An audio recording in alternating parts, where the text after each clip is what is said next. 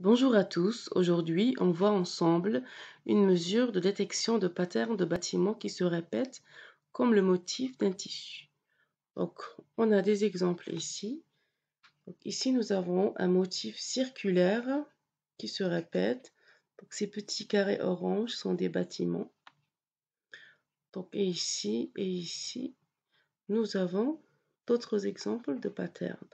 Donc on voit aussi que ces groupes de patterns peuvent avoir des dispositions particulières, comme ici où on a une grille, et ici on a un alignement, et là et par là nous avons donc un motif non structuré. Donc ils ne sont pas placés d'une manière particulière. Donc on va s'accorder sur certaines règles à propos des patterns. Donc avant de voir la méthode. Un bâtiment ne peut pas être inclus dans plus d'un motif ou occurrence de motifs. Deux motifs ou occurrences de motifs sont donc à 100% distincts. Chaque bâtiment d'une occurrence a des bâtiments correspondants dans les autres occurrences de ce même modèle. Ils sont équivalents en forme, taille, position, distance et orientation, relativement parlant bien sûr. Une occurrence de motif équivaut à une autre occurrence du même motif orientée de 0 à 360 degrés ou à son miroir orienté de 0 à 360 degrés. En d'autres termes, les occurrences d'un même motif doivent être empilables comme des feuilles.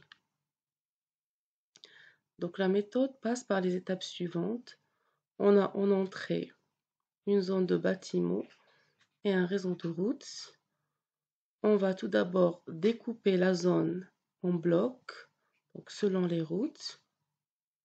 Ensuite, sur chaque bloc, on va appliquer un diagramme de Voronoi.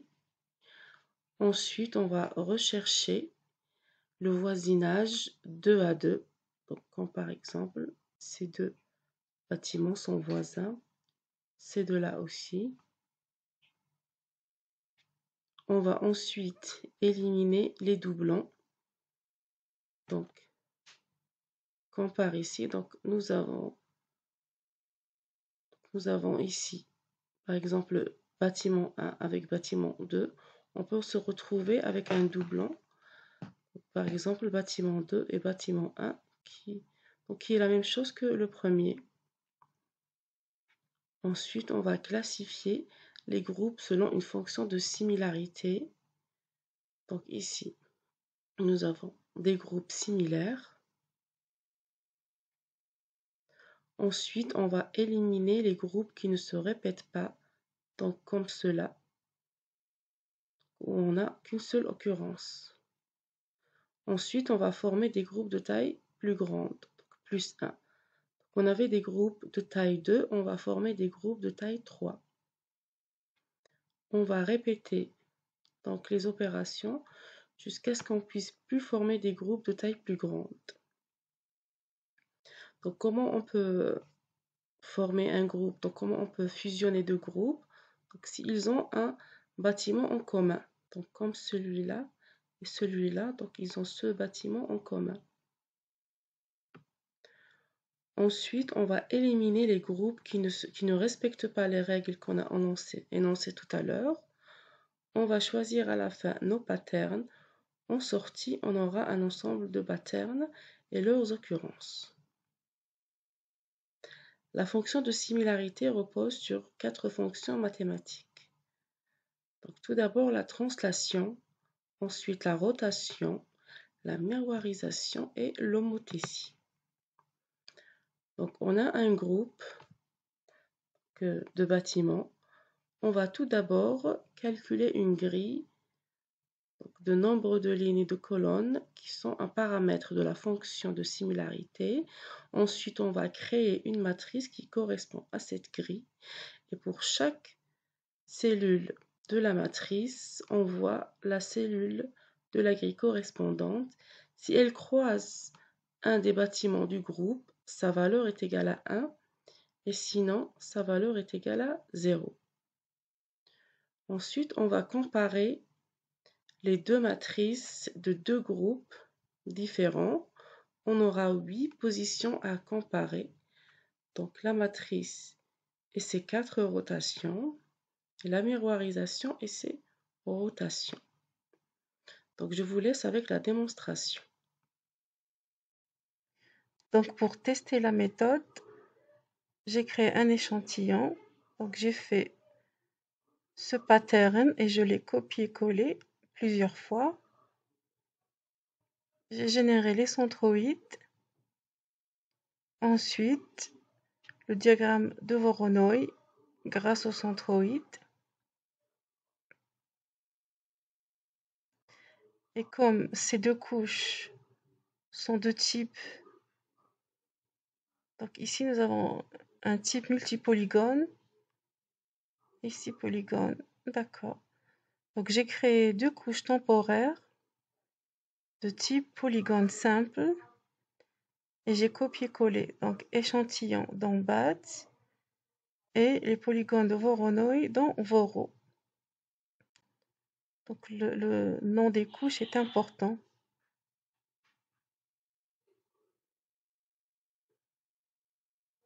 Donc ensuite dans le code, nous avons plusieurs fichiers Python. Donc par exemple ici, toGrid qui permet de créer les grilles. Donc on va l'exécuter. C'est un genre de procédure qui va être utilisé par le code de détection. Donc on l'exécute. On peut aussi l'importer ici. Donc, nous avons grouping aussi, le fichier similarité qui contient la fonction de similarité. Donc math, donc qui contient les codes pour faire les rotations et les traitements sur les matrices. Et enfin, on a la détection. Donc, vous remarquez ici donc, les noms des fichiers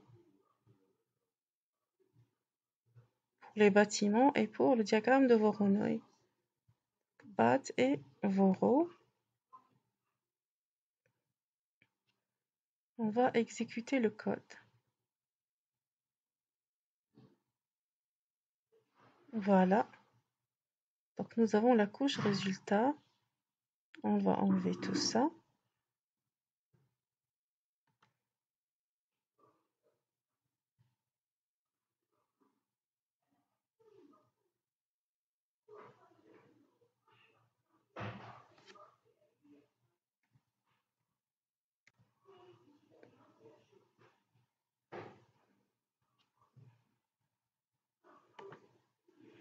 Change la couleur.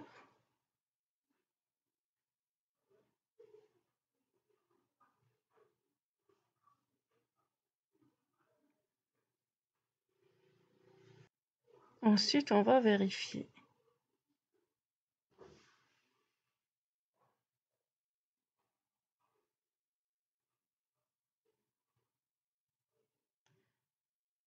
Donc nous avons bien un seul modèle avec 4 occurrences. Et dans chaque occurrence, nous avons 3 bâtiments. Donc la première occurrence contient les bâtiments 1, 2, 3. 1, 2, 3. Ensuite, nous avons 7, 8, 9. 7, 8, 9. Nous avons 10, 11, 12.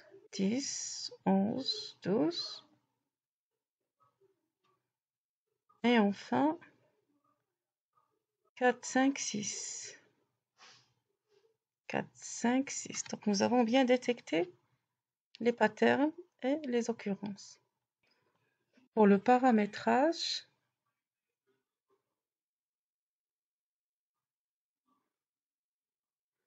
donc nous avons choisi une taille de matrice égale à 7, donc c'est 7 fois 7, et un taux d'erreur de 0, donc on n'accepte aucune erreur.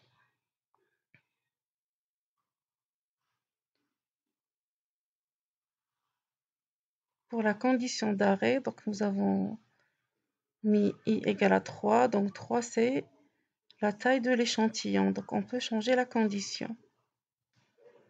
On peut mettre par exemple quand l'NV égale à 0, c'est-à-dire qu'on ne peut plus former des groupes de taille plus grande. Et voilà.